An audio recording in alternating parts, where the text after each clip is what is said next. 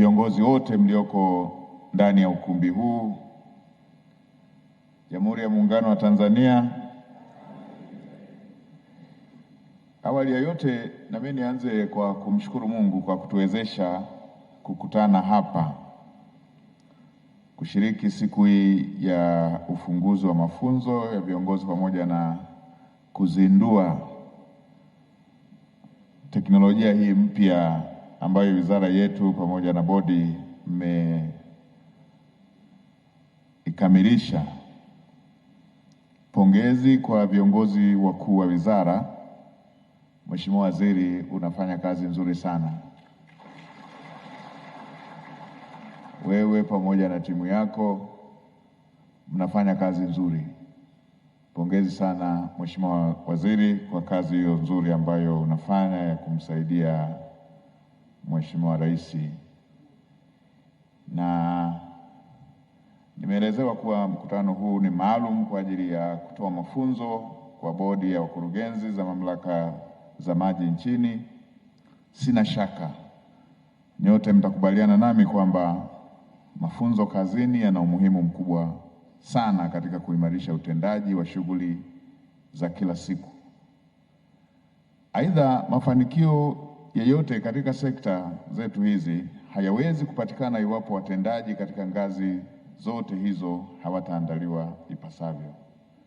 Kwa nipongeze hatua hii ya kuwa na mkutano huu wenye ajenda mahususi ya kuwanoa watendaji wa sekta ya maji.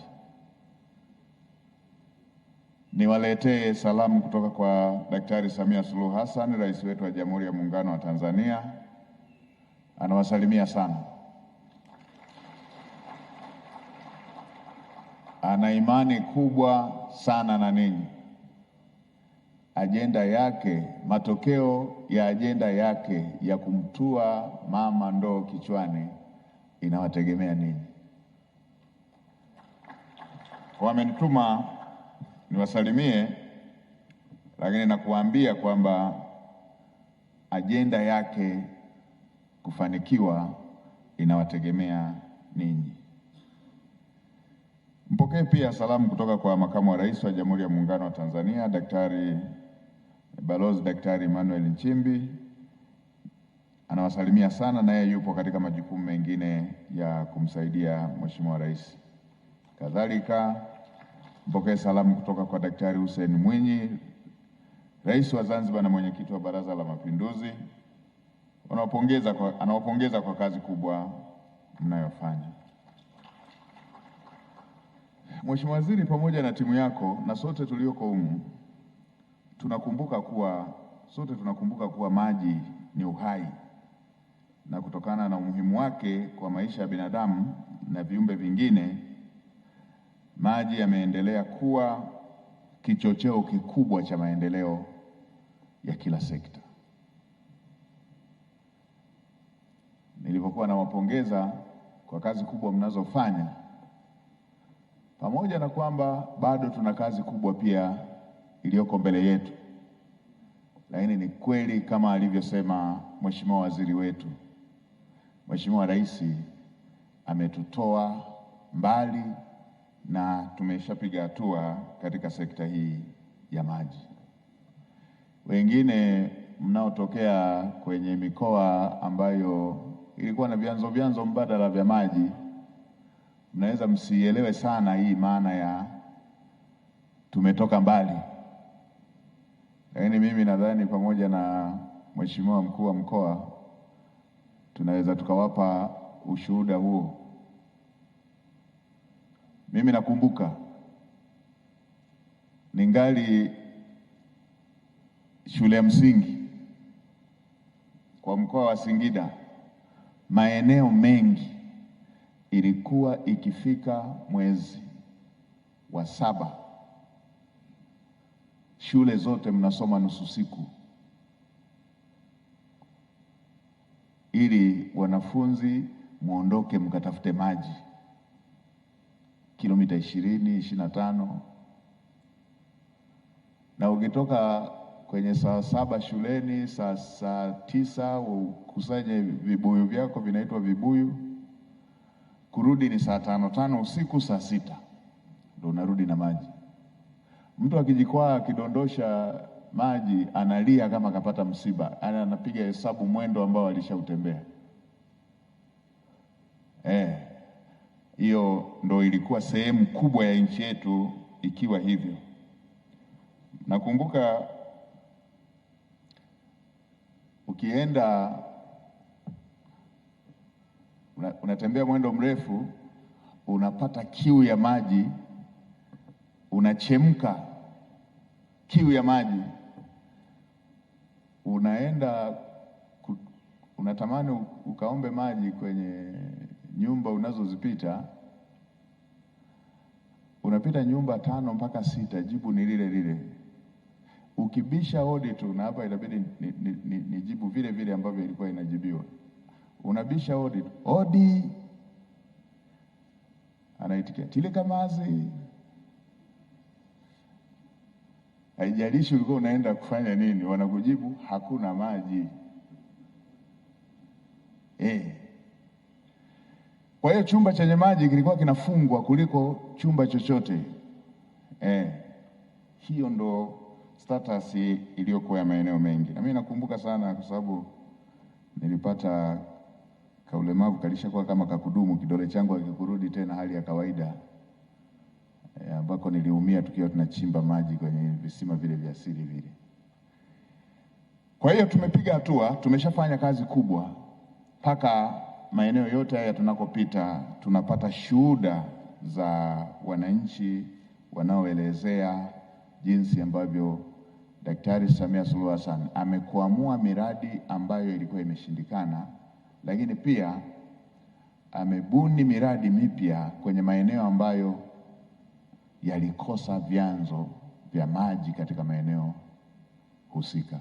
Mojawapo ni jana tulipoenda kutembelea mradi ule. Lakini Mheshimiwa Waziri, umetoa mifano mingi na ya maeneo mengine ambayo imekuwa na shida hiyo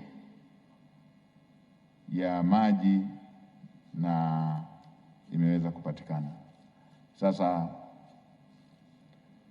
kwa kuwa imewezekana katika haya maeneo ambayo yalikuwa na shida ya maji na sasa yamepata maji, sasa tuelekeze nguvu kwenye maeneo ambayo bado hayajapata maji. Natambua bado tuna maeneo ambayo watu wanapata shida ya maji. Bado yako maeneo hayo ambayo bado watu wanapata shida ya maji. Mheshimiwa Waziri, umesema takriban vijiji 1500. Sasa nguvu ya Daktari Samia Suluhu Hassan na macho yake yanaelekea kwenye hivyo vijiji ambavyo bado havijapata maji. Kwa hiyo Mheshimiwa Waziri, tuendelee na mikakati na jitihada mbalimbali za kusimamia rasilimali za maji tukishirikiana na wadau mbalimbali ili tuweze kuendeleza mafanikio haya kwa kumaliza kabisa matatizo ya maji katika maeneo ambayo bado hayana maji. Sisi hapa tulioko hapa tunaweza tusiimagine maisha ni magumu kiasi gani kwa watu ambao hawana maji. Kati yetu hapa nani anatokea eneo ambalo halina maji? Yupo? Sijaona mkono. Maana yake ni ngumu sana kuimagine jinsi wale watu ambao ni ngumu sana kuimagine wanapanga vipi maisha yao ya kila siku bila maji. Ndio maana tunatakiwa, kama ambavyo Mheshimiwa Waziri amesema, tunatakiwa tushinde site pale ambapo fedha ipo na wananchi wanahitaji maji. Hatutaki kuchelewesha hata kwa nusu saa maji ambayo yalitakiwa yameshapatikana. Kupanga maisha bila maji ni jambo gumu sana. Tuongeze maeneo ya vyanzo vya maji vya hifadhi ya maji vilivyotangazwa kutoka kwenye vyanzo 18 mwaka 2020 hadi 68 kwa mwaka 2025 na kutangazwa kwa maeneo ya vyanzo hivyo kumeimarisha uwekaji wa mipaka na uhifadhi na utunzaji wa vyanzo vya maji. Na hili sio la kwenu tu, hili ni jambo la serikali nzima, ni jambo la kila Mtanzania, kwa sababu hatutapata maji kama hatuna vyanzo. Vyanzo haviletwi na serikali, hili ni jambo la nchi. Serikali inaweza ikahangaikia mambo ya bajeti, lakini kama tutaua vyanzo vyote vya maji, hata kama bajeti ipo, tunayo mifano ya mikoa ambayo tumejaribisha pamoja na kuzipeleka bajeti pale, pamoja na kupeleka fedha pale, tunakosa maji. Kwa hiyo hili jambo la kutunza vyanzo vya maji liwe jukumu la kila mtu. Nimefurahishwa kwamba makatibu tawala wako hapa ambao ni makatibu pia wa kamati zetu za ulinzi na usalama. Hili jambo lichukuliwe kama jambo la kiusalama.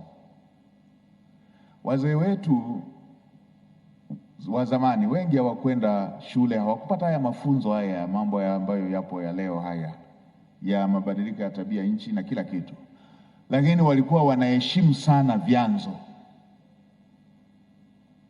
Wakienda na mifugo yao unakuta wamejiwekea miko kwamba hata kama mtapeleka mifugo inatakiwa iishie kule.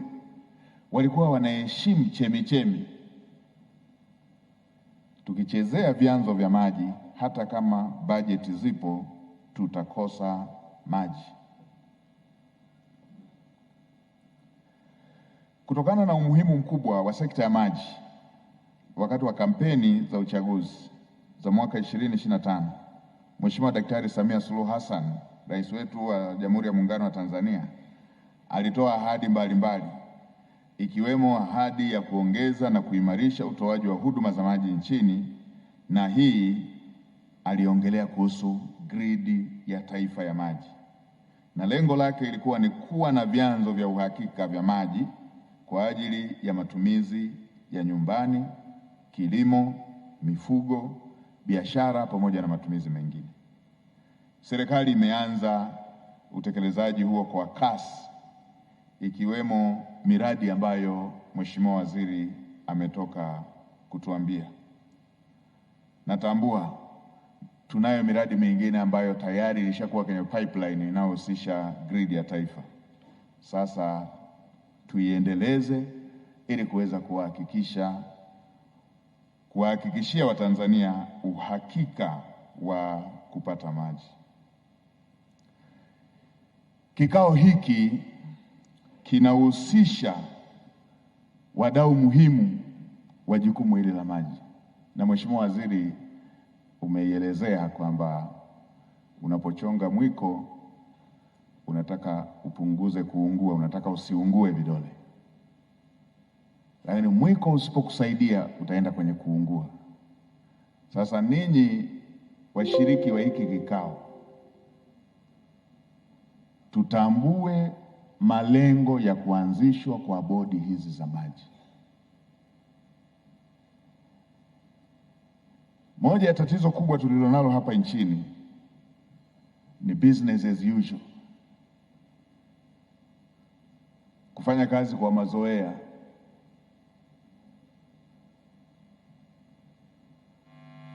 Kansa kubwa ni kufanya kazi kwa mazoea.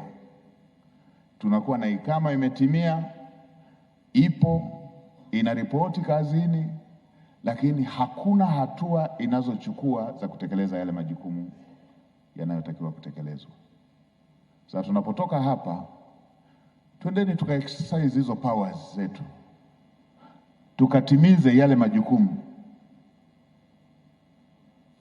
yanayotuhusu. Na msajili wa hazina yuko hapa na yasema haya kwa jumla, na yeye amekuwa akisisitiza sana haya mambo.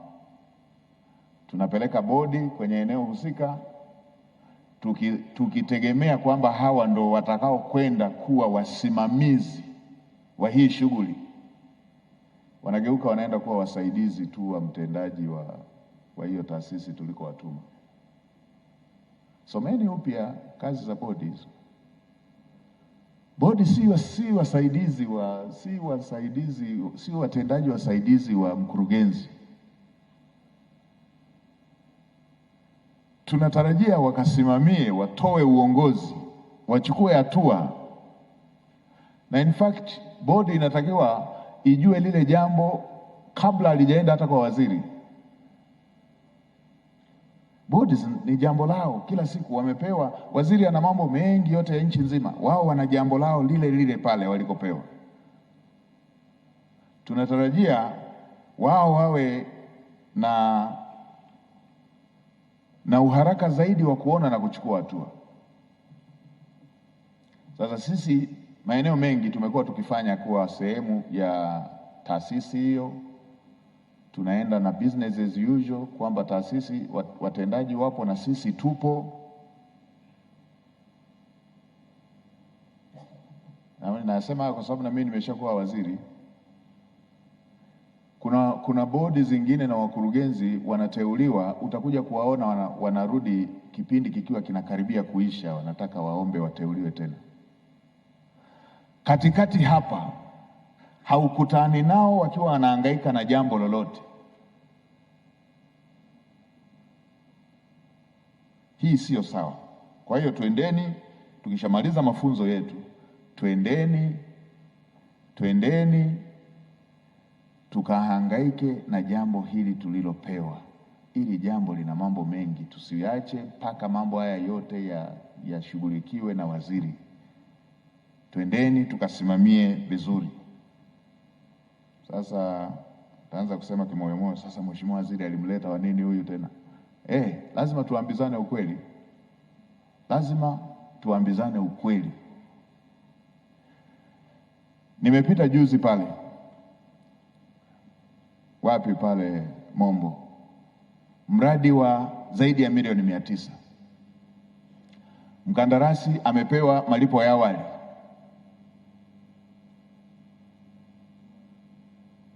Ametoweka nayo. Wananchi hawana fedha. Wananchi hawana maji. Mkandarasi kakimbia na fedha. Mwaka mzima tupo tu tunaona ni kawaida tu. Tunasubiri waziri ahangaike nalo. Maana ya bodi ni nini?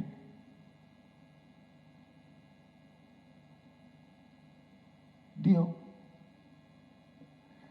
Twendeni kila moja awe macho na awe on top ya majukumu aliyopewa. Kwa mfano leo sina kumbukumbu ya haraka hapa, lakini katibu mkuu na mheshimiwa waziri wanaweza wakasema. Bado tuna maeneo ambayo yana upotevu mkubwa sana wa maji. Bado yapo maeneo ambayo yana upotevu mkubwa wa maji.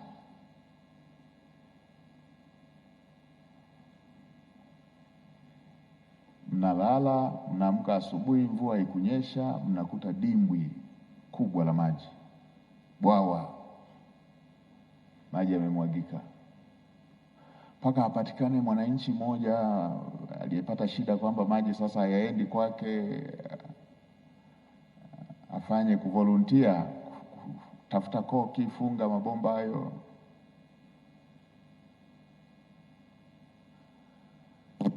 Lakini tunao watu wengine ambao wamejiunganishia maji kinyemela. Na bodi zetu zipo, watu wamejiunganishia maji kinyemela. Sisi tunahangaika na wale waungwana tu, bili zinaenda kwa wale walio waungwana. Haya mengine yanapotea, haya mengine watu wamejiunganishia, watu wengine hawana maji. Si jambo zuri kulisikia kwamba watu hawana maji na kuna asilimia kadhaa ya maji inapotea.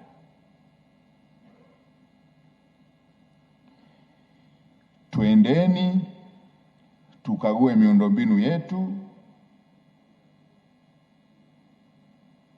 tukague utaratibu wetu wa usambazaji wa maji, tukomeshe kitu kinachoitwa upotevu wa maji.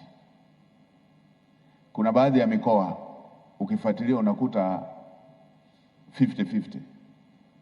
kwamba 50% ndio mnapeleka huduma kwa wananchi, 50% inapotea, na hapo kuna wananchi hawana maji. Laiti hiyo 50% ile yote tungeigawa kwa wananchi,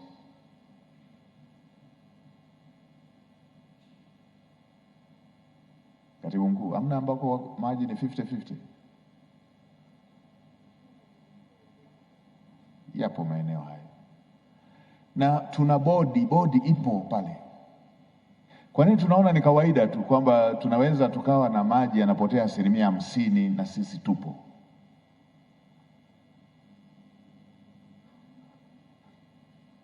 Hivi ingekuwa biashara binafsi tungefanya hivyo? Mimi swali la kwanza wanaanzia hapo. Ingekuwa biashara binafsi tungevumilia hivyo 50% wastage ya kitu ambacho umeshakizalisha kwa gharama?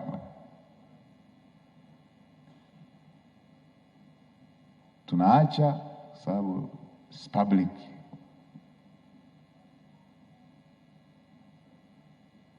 Sasa Mheshimiwa Waziri, anza kuwa unawapima wamemalizaje hili jambo la upotevu wa maji.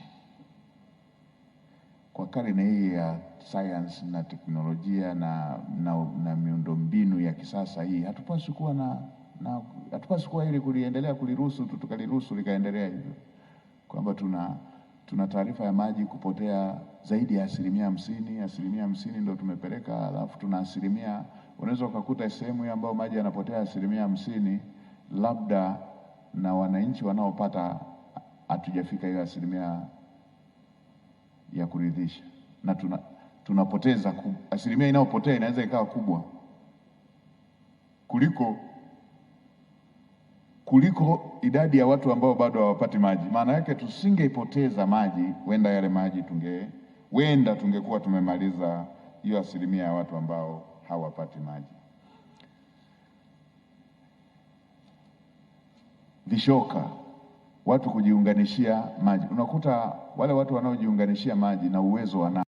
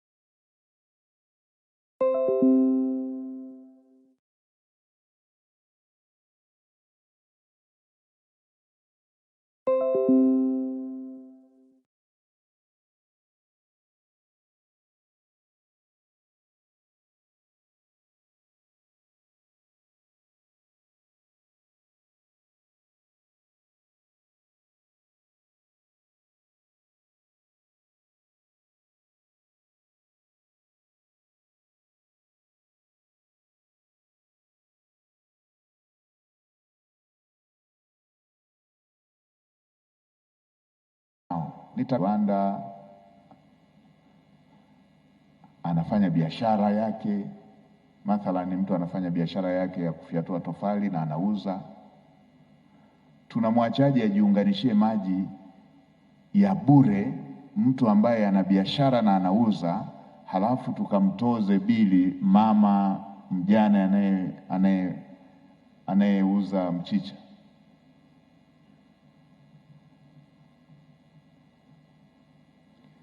Na bodi zipo. Kwa hiyo haya yote fuatilieni, tunatengeneza, lazima tuyajue haya maji yanapotelea wapi.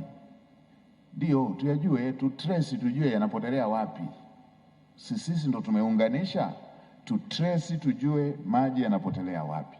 Wapo watu wengine watumishi ambao sio waungwana, wanakuwa wanajua wapi na wapi wameunganisha kwa vishoka. Mkifyatua 5, 4, wangapi, kisha fyeka hivyo, watu watajua kwamba hatutaki kufanya hivi, ili tusiendelee kuwakandamiza walio waungwana, halafu na wale wasio waungwana wawe wanapata maji for free, na wana biashara wanafanya kubwa tu. Mtu kama ana kiwanda, tunamwachaje apate maji for free na tuhangaike na kumtoza aliye maskini? Mheshimiwa Waziri ameshaongea vizuri jambo hili la kubambika bill, na tumepita baadhi ya maeneo tumesikia bili zingine tunaambiwa zinasoma lakini ni hewa. Kwa hiyo haya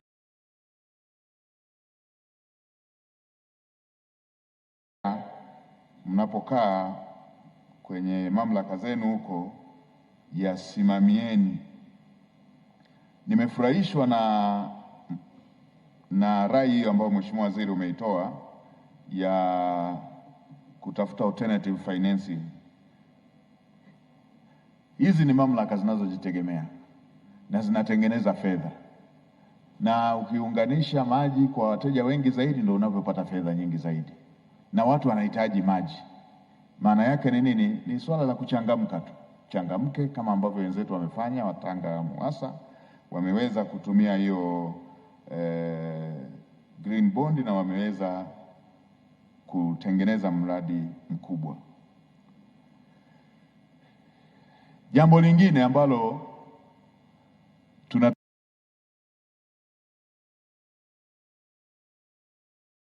na lenyewe tulifanyie kazi. Mheshimiwa Waziri umeiongea vizuri sana, na mimi ni shahidi, nimeona jana kule Sinya.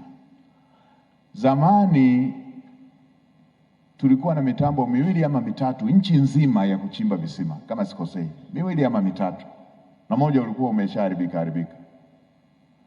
Mheshimiwa Rais akanunua, kila mkoa una mtambo wake, kila mkoa una mtambo wake.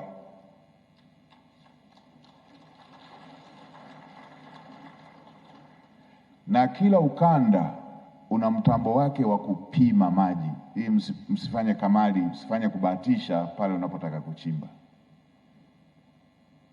Kila ukanda una mtambo wake wa kupima maji. Kila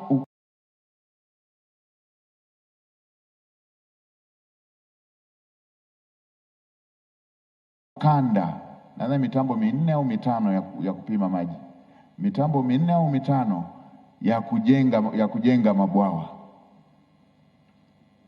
Na hawa wa Arusha kwa mradi wa jana, Mheshimiwa Waziri, wametuonesha kwamba inawezekana kuitumia hii mitambo na tukapata maji. Wamechimba mita 300 plus viwanja 3 vya mpira, na maji yamepatikana yanakwenda mpaka Namanga, kutokea hapa Sinya mpaka Namanga, kilomita takriban 30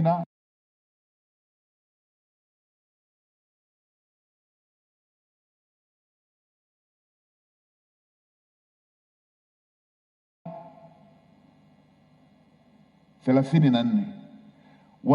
Wamepima mpaka wakayapata maji, lakini yanakwenda mwendo mrefu watu wapate maji. Hii inatuambia nini? Kwamba kwa political will, kwa maono ya kiuongozi, Mheshimiwa Rais yeye ametimiza wajibu wake kwa kununua ile mitambo. Maana yake nini? Nitumie jukwaa hili kuwatangazia wananchi, mkoa wowote ambao wananchi watalalamika kuhusu maji, mtu wa kwanza ambaye atakuwa amewakwamisha ni sisi wenyewe pale, bodi yetu pale kwenye mkoa ama wilaya, kwa sababu mtambo umeshaletewa, mnao, na wakupima mnao. Wenzetu hapa wameonesha kwamba wameletewa. Wasingekuwa na mtambo wangesema tunahangaika tupate wapi. Wamepima. Zamani ilikuwa ukigusagusa sio na Manga, hizi kata sizijui za Longido, walikuwa wanakosa maji. Sasa hivi kwa sababu na mtambo wa kupima maji yalipo upo, wameenda kupatia kwenye eneo ambalo lina maji. Hiki ndicho ambacho Mheshimiwa Rais anataka kifanyike. Tumieni magari yale, tumieni mitambo ile, tumieni ujuzi wenu, wananchi wapate maji. Hebu fikirieni kwenye eneo ambalo au wamepata mita 300. Hebu fikirieni kwenye eneo ambalo maji yako mita 30, wananchi kukosa maji na gari lipo. Hizi lawama zinatakiwa ziende kwa rais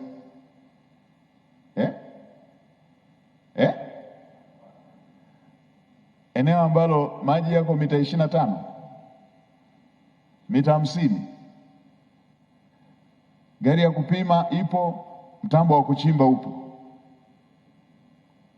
Twendeni tukatumie mitambo hiyo, tupeleke tabasamu kwa wananchi wa Tanzania.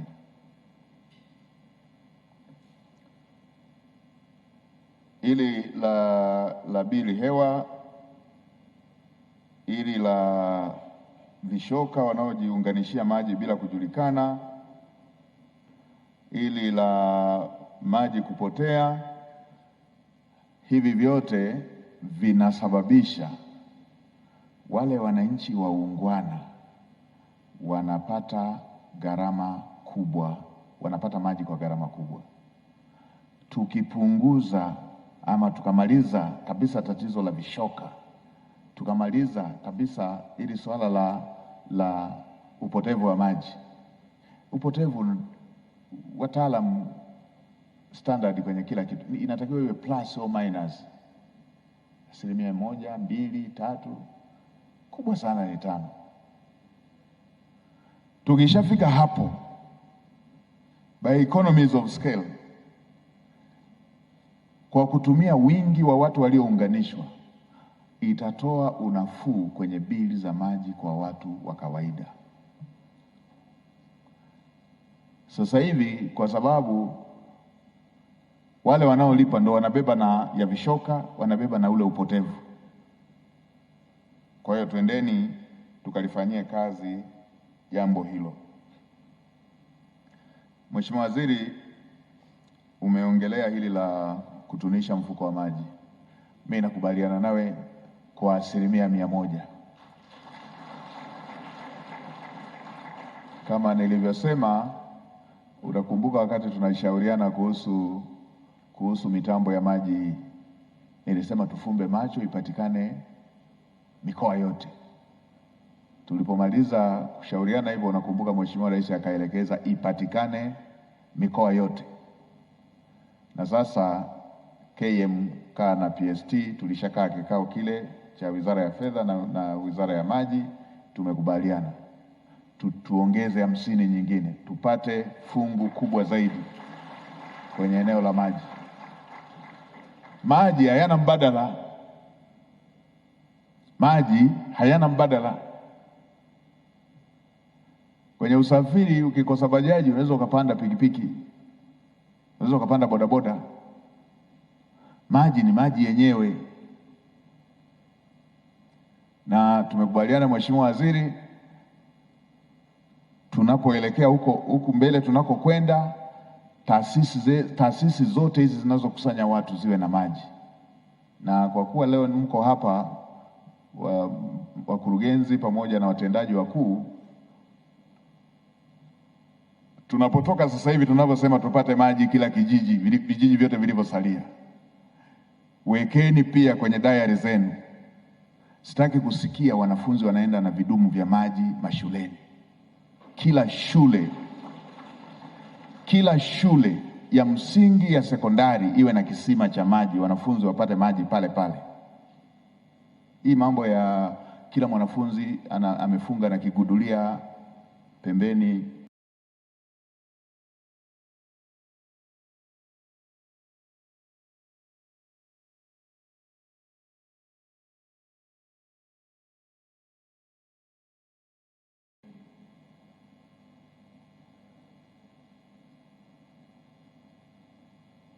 hii mambo ya zamani hayo. Kila shule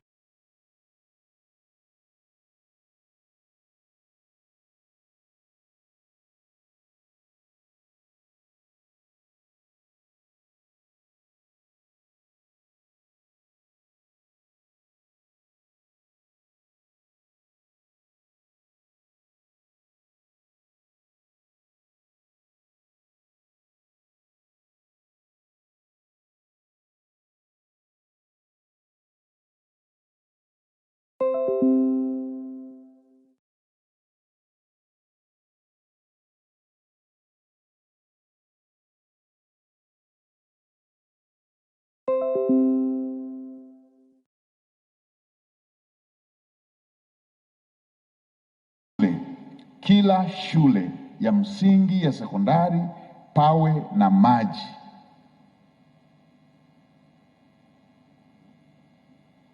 Kila zahanati, kituo cha afya pawe na maji.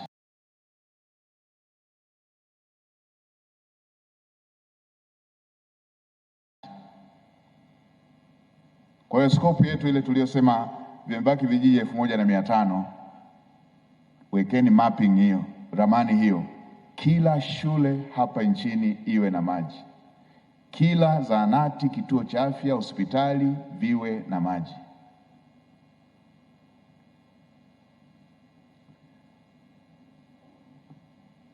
Inaweza ikawa mradi au kisima, mitambo tunayo, ndio. Kwa hiyo twendeni tukalifanye hilo.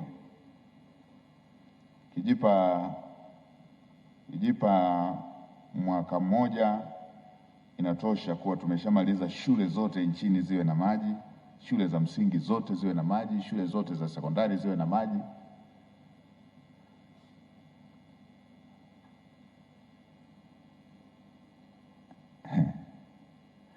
Wakati mwingine maisha ni shule nzuri kuliko shule yenyewe. Experience ya tatizo ni shule nzuri kuliko shule yenyewe.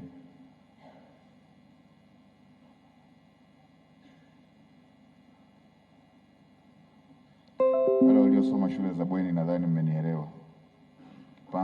Kipangwa kule ni shule ambayo haina maji.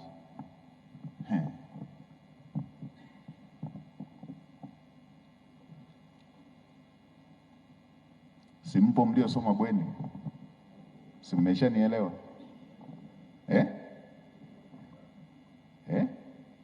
Tulimalize hilo tatizo katika shule zetu.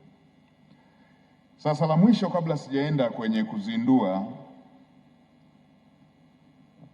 hii programu yetu, nirudie tena kutoa rai kwa Watanzania. Tutunze vyanzo vya maji. Hili si jambo tu la Wizara ya Maji, hili si jambo tu la Wizara ya Ofisi ya Makamu wa Rais Mazingira, hili tu si jambo la mamlaka zetu za maji, hili ni jambo la Watanzania wote. Hili si jambo tu la maliasili na utalii, hili ni jambo la kila Mtanzania. Tutunze vyanzo vya maji. Tunatunza uhai wetu tunapotunza vyanzo vya maji. La pili, tutunze miundombinu hii. Miundombinu hii si mali ya Wizara ya Maji. Tukishapelekewa mradi wa maji, miundombinu hiyo ni mali yetu sisi wenyewe wa Tanzania. Mimi nakumbuka ili eneo ambalo nasemea kijijini, tulikuwa tunapata shida ya maji. Ilikuwa ikinyesha mvua yanakuwepo mabwawa yana maji. Watu wanaenda wanakata mabomba yale, tukawa natengeneza bangili. Kila mmoja anamsifia mwenzake, umependeza kweli. Unapanga kuanzia mkononi hapa mpaka kwenye kona, na mguuni kuanzia kwenye kiatu mpaka kwenye goti. Mabangili na ulembo mwingine. Na hata jana kwenye taarifa tulikiwa Sinya pale nilipewa taarifa ile ya watu kukata mabomba na kutengeneza urembo. Tutunze miundombinu ya maji. Na kwa kweli kwenye hili watakuwa wanasema tu kwamba tunajali vitu kuliko watu, lakini ni kutokuelewa tu kwamba hivyo vitu ndio vinaleta maisha ya hao watu. Akitokea mmoja anataka kukatisha maisha ya watu wote wale, chukueni hatua kali. Yeyote atakayecheza na miundombinu ya maji.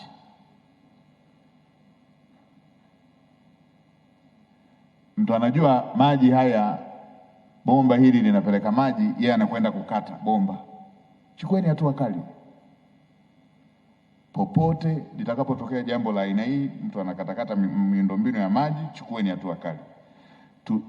Tutunze miundombinu, tutunze vyanzo vya maji. La mwisho, tutumie kiungwana maji. Ipo hii maeneo mengi, na maeneo mengine pia watu wanafanya hivyo kwenye masuala ya umeme. Mtu anafungulia maji, akimaliza kuchota anaacha hivyo hivyo, yatamwagika mpaka yakatike yenyewe. Siku ikija bili, anasema wameniletea bili kubwa hivi.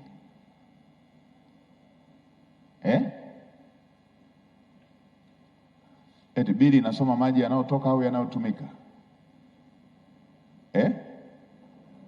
Yanayotoka. Kwa hiyo anaenda anafungulia maji, anasema mimi matumizi yangu hayawezi kuwa makubwa hivi. Ndiyo, matumizi sio makubwa, lakini kila ukifungulia maji haufungi.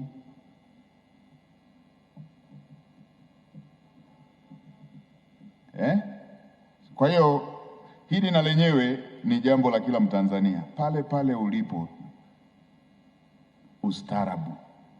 Tumia maji kiungwana. Fungulia unapotumia, funga unapomaliza kuchota. Sasa hii mambo ya kufungulia tu kama ambavyo yanapitaga ya mtoni, unajua mazoea orientation na yenyewe ni shida. Watu tumezoea mto unatiririka mwaka mzima, hatuufungi. Hata maji ya bomba anataka yatiririke kama mto. Bili lazima itakuwa kubwa tu. Kwa hiyo niliona nilisisitize hili ambalo ni la Watanzania, ni la wananchi wote. Mheshimiwa Waziri, mimi nakushukuru kwa mara nyingine kwa kunipa fursa hii. Hii ni sekta muhimu, na nikiri naridhishwa na kasi ambayo mnaenda nayo. Twendeni tukashughulikie haya ambayo yako mbele yetu. Twendeni tukashughulikie tu haya ambayo tumegawiana. Lakini mimi aliyokuwa anasema Mheshimiwa Waziri nimeyashuhudia kwa kuishi, nimeshuhudia kama mbunge, na nimeshuhudia nikiwa ndani ya serikali. Tumeshapiga hatua kubwa, twendeni tukamalizie iliyosalia. Na iliyosalia ni ndogo kuliko ile ambayo tumeshaifanya. Iliyosalia ni ndogo kuliko ile ambayo tumekwisha kuifanya. Kwa hiyo twendeni tukamalizie hiyo sehemu iliyosalia. Mheshimiwa Waziri, baada ya kuwa nimeyasema haya, niwatakie kila laheri katika hii ratiba yenu, na sasa niko tayari kwa ajili ya kufanya shughuli ya uzinduzi.